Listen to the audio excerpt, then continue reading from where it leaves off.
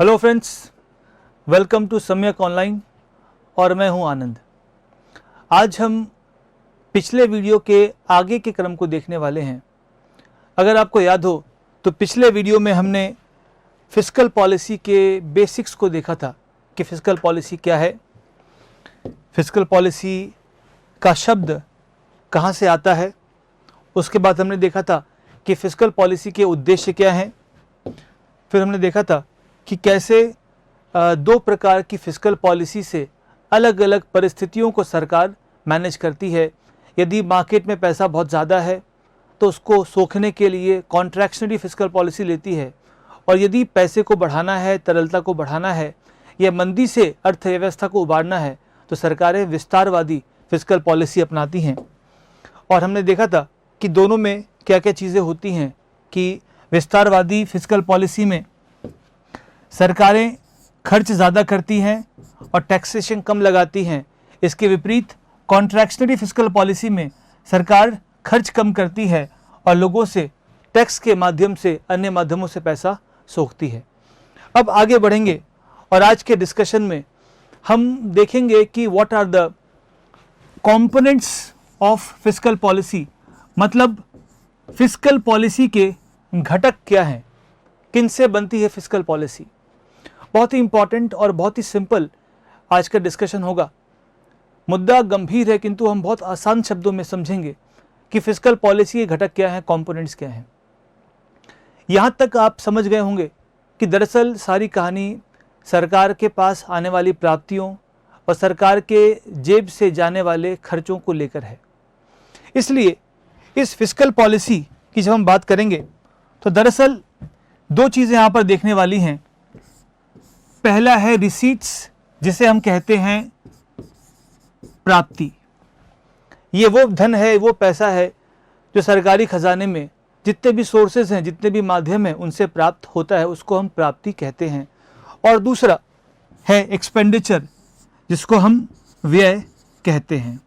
तो दरअसल जो फिस्कल हमारी पॉलिसी है, फिस्कल पॉलिसी है, वो रिसीट्स एक्सपेंडिचर के ही ऊपर केंद्रित है कि कैसे प्राप्ति आए, कैसे व्यय हो, कैसे घाटा कम से कम हो इत्यादि। इन सारी बातों को फिस्कल पॉलिसी कंट्रोल करती है। अब आगे देखते हैं। दरअसल जितनी भी प्राप्तियां सरकार को मिलती हैं, उन प्राप्तियों को हम दो भागों में बांट सकते हैं। एक है रेवेन्यू प्राप्ति या राजस्व प्राप्ति, और दूसरी है पूंजीगत प्राप्ति यानी कि कैपिटल प्राप्ति। दो प्रकार की प्राप्तियों से या जो रिसीट्स हमारे हैं उनको हम दो पार्ट में बांट सकते हैं, रेवेन्यू या कैपिटल।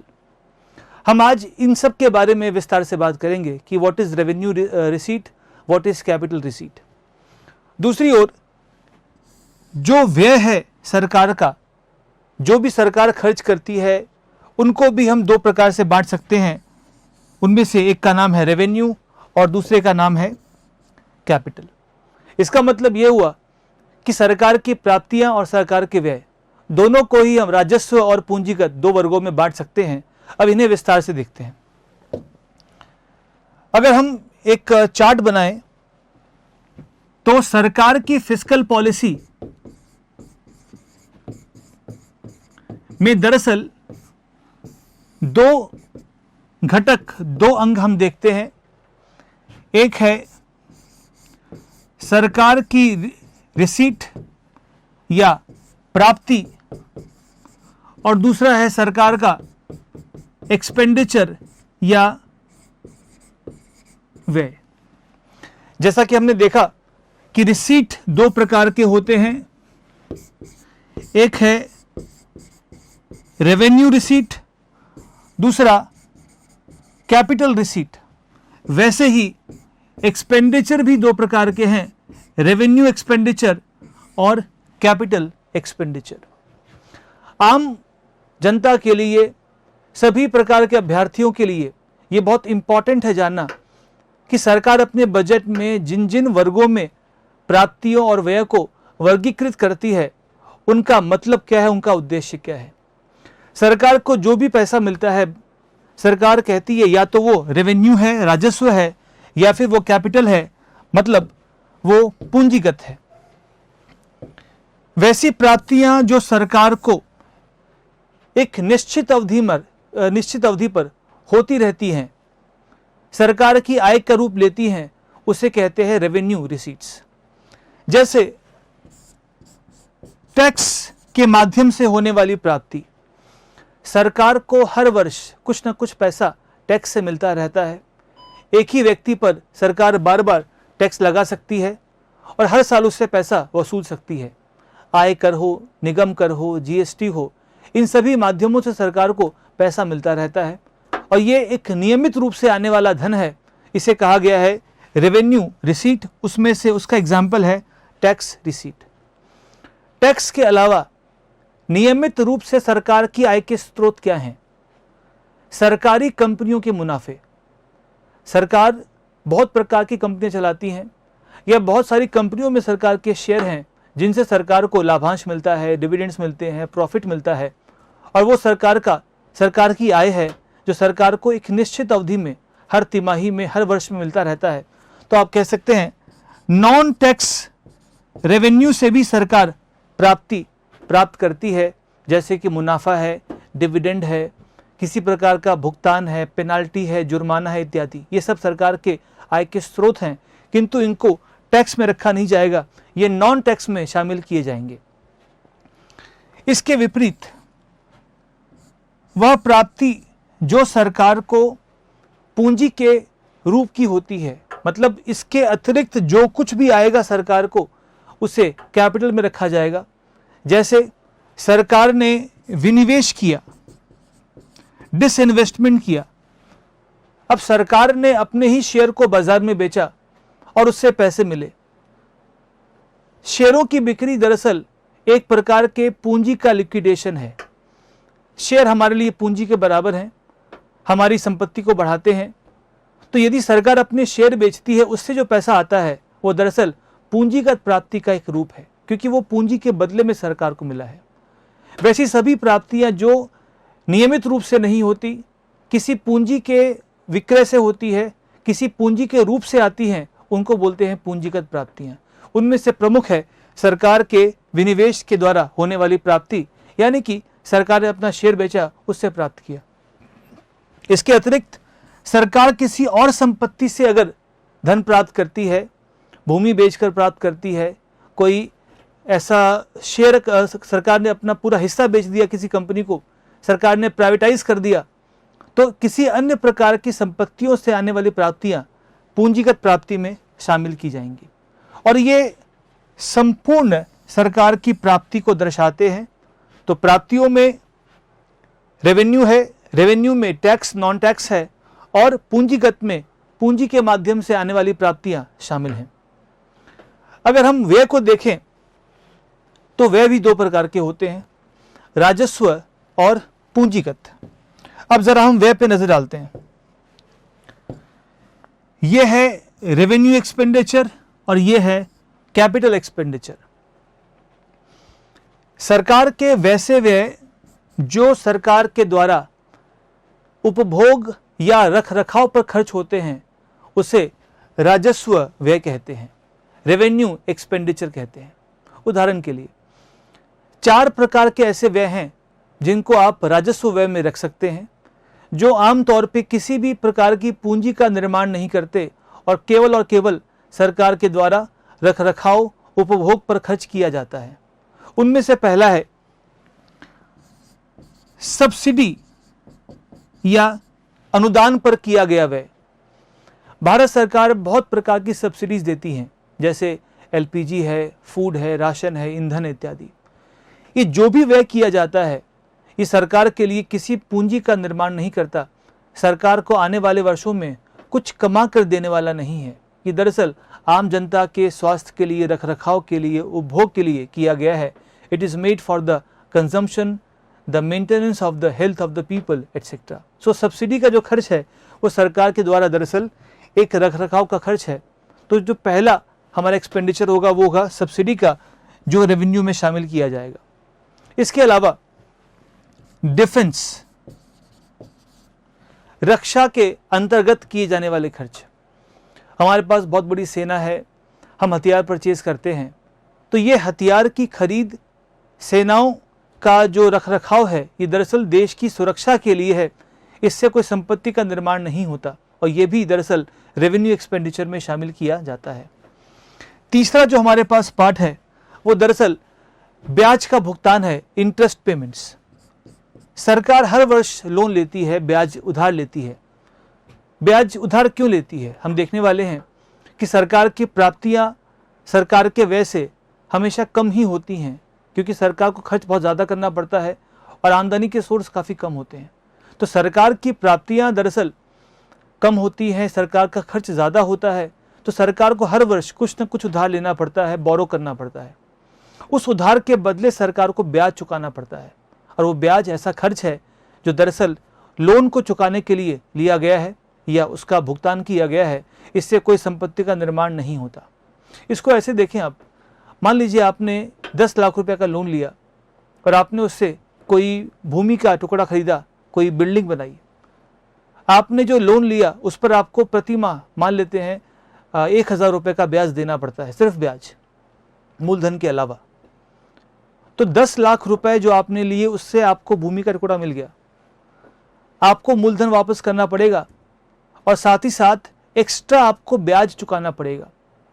जो लोन आपने लिया मूलधन का, उसके बदले में आपके पास ज़मीन है, भूमि है, किंतु जो ब्याज आपने दिया है वो आपकी जेब से होने वाला अतिरिक्त खर्च है, उसके बदले आपके पास कुछ भी नहीं है। आपकी जो अन्य सोर्स ऑफ इनकम होगी उसमें से आपको ब्याज चुकाना पड़ेगा। तो ब्याज हमेशा एक व्यर्थ व्यय माना जाता है और जो रखरखाव के लिए सरकार लेती है, इस वर्ष के घाटों को पूरा करने के लिए लेती है और इसीलिए सभी प्रकार के ब्याज के भुगतान को राजस्व व्यय में रखा जाता है, जिसको हम कहते हैं इंटरेस्ट पेमेंट्स। और लास्ट है सरकार द्वारा पब्लिक एडमिनिस्ट्रेशन पर किया गया खर्च। जितने भी सरकारी अधिकारी हैं, सरकारी कर्मचारी हैं, उनकी सैलरी, उनका पेंशन, ऑफिस का खर्च, पार्लियामेंट का खर्च, ये जितने भी खर्च हैं ये दरअसल लोक प्रशासनिक व्यय में शामिल होते हैं। DRDO को सरकार ने कोई मान लीजिए वहाँ भर्ती हुई, वहाँ के साइंटिस्ट की सैलरी है, या सरकार ने अन्य कोई खर्च किया, कोई गाड़ी ली इत्यादि, वो सारा खर्च क्या है, लोक प्रशासन के अंदर शामिल किया जाएगा। आप जितने भी खर्च लेंगे सरकार के, उन सभी को इनमें से किसी न किसी में अवश्य शामिल किया जा सकता है, या तो सब्सिडी में, या लोक प्रशासन में, या ब्याज में, या फिर डिफेंस के एक्सपेंडिचर्स में। ये सारे खर्च ऐसे हैं जो सरकार के लिए किसी भी प्रकार की पूंजी का निर्माण नहीं करते और सरकार को एक वित्तीय बोझ देते हैं। सरकार इनसे कुछ भविष्य में इकोनॉमिक टर्म्स में प्राप्त नहीं कर सकती। हालांकि इनसे सामाजिक आर्थिक विकास होता है, देश की सुरक्षा बचती है, किंतु आर्थिक टर्म्स में इसका हमें कोई मुनाफा मिलने वाला नहीं है। इसके अलावा जो खर्च बच जाता है, जिन व्ययों को सरकार करती है पूंजी के निर्माण के लिए, उसे कहते हैं पूंजीगत व्यय। सरकार ने खर्च किया इंफ्रास्ट्रक्चर के ऊपर, रोड पर, रेलवेज पर, या सरकार ने किसी को लोन भी दिया, तो वो जो लोन सरकार ने दिया है वो सरकारों को कमा के देगा, सरकार बाद में उससे कमाएंगे, इसीलिए वो सरकार का क्या है, पूंजीगत व्यय है। तो सरकार जितने भी खर्च करती है उसे या तो रेवेन्यू में या फिर कैपिटल में रखा जाता है। रेवेन्यू खर्च वो होगा जो दरअसल रखरखाव में होगा और पूंजी का खर्च वो होगा जो किसी भी प्रकार की संपत्ति के निर्माण में किया जाएगा, और इस प्रकार से सरकार की प्राप्तियां और सरकार के व्यय तय होते हैं। अब हम जरा गवर्नमेंट के बजट पे एक नज़र डालते हैं और देखते हैं कि सरकार ने कितना खर्च कहाँ पे किया। ये आपके सामने जो स्लाइड है, इसमें इस बार के यूनियन बजट की पिक्चर है। आप देखें यूनियन बजट 2021। जैसा कि मैंने कहा कि फिस्कल पॉलिसी क्या है, सरकार द्वारा जो भी खर्च है, जो भी व्यय है, प्राप्ति है, उसका लेखा जोखा है। और बजट वो टूल है, वो एक रास्ता है जिससे सरकार किसी वर्ष में अपनी फिस्कल पॉलिसी को एग्जीक्यूट करती है, उस पर अमल करती है। तो बजट इस साल का जो प्रस्तुत किया गया, उसमें भी जैसा कि हमने डिस्कस किया, दो भाग हैं, प्राप्तियां और व्यय। प्राप्तियां दो प्रकार की होती है, जैसा हमने देखा, रेवेन्यू और कैपिटल। व्यय भी दो प्रकार के होते हैं, रेवेन्यू और कैपिटल। इस बार के बजट में अनुमानित है कि सरकार रेवेन्यू प्राप्तियों से, आपको याद होगा कि रेवेन्यू रिसीट का मतलब है जो एक निरंतर अवधि में सरकार को मिलता रहता है, जैसे टैक्स है, नॉन टैक्स है, और सरकार की आमदनी का मुख्य स्रोत ही रेवेन्यू रिसीट होता है। तो रेवेन्यू रिसीट में सरकार को इस बार अनुमान है कि 20.2 लाख करोड़ रुपए सरकार को इससे मिलने वाले हैं। हालांकि ऐसा होगा नहीं, क्योंकि अब ये बजट आया फरवरी के पहले दिन, और उसके बाद तो हमने देखा लगभग 2 महीने से लॉकडाउन है, सब कुछ ठंडा पड़ चुका है। तो ये डेटा केवल समझाने के लिए, ये डेटा वर्तमान में फिट नहीं बैठेगा, इससे काफ़ी कम होने वाली है सरकार की आमदनी। तो रेवेन्यू रिसीट में टोटल आने वाला है 20.2 लाख करोड़ रुपए, जिसमें सरकार को टैक्स से मिलने वाले थे 16.36 लाख करोड़, और अन्य स्रोतों से जैसे फीस है, पेनाल्टी है, उनसे मिलने वाले थे 3.85 लाख करोड़। तो कुल मिलाकर रेवेन्यू रिसीट आने वाली थी 20,20,000 करोड़ के आसपास। जबकि सरकार को अलग अलग स्रोतों से, जैसे संपत्ति का विक्रय हो, विनिवेश हो, अपने शेयर की बिक्री हो, इनसे टोटल पूंजीगत प्राप्तियां होने वाली थी, अनुमान था 2.25 लाख करोड़ का, जिसमें से मुख्य स्रोत था विनिवेश का, जिसके माध्यम से सरकार या जिसके अंतर्गत सरकार अपना शेयर बेचकर उस धन को प्राप्त करने का प्लान रखती थी। तो टोटल सरकार को जो प्राप्तियां होने वाली थी उसका आंकड़ा कुछ ऐसा है, जो बन जाता है लगभग 22,45,000 करोड़ का। सरकार ने अनुमान लगाया था इस बार बजट में कि हमें टैक्स, नॉन टैक्स, पूंजीगत प्राप्ति सब मिलाकर लगभग 22,45,000 करोड़ की प्राप्तियां होने वाली थी। जब सरकार ने अपने खर्च का हिसाब लगाया तो सरकार ने देखा कि हमें खर्च बहुत करने पड़ेंगे। और खर्च कहाँ होगा उनका? उनके खर्च का एक पार्ट होगा रेवेन्यू एक्सपेंडिचर, जैसा कि हमने देखा, लोक प्रशासन, सब्सिडीज, ब्याज, इंटरेस्ट पेमेंट्स इत्यादि, और दूसरा पूंजीगत व्यय, जिसमें इंफ्रास्ट्रक्चर है या एक अन्य देशों को, अन्य राज्यों को दिया गया ऋण भी है।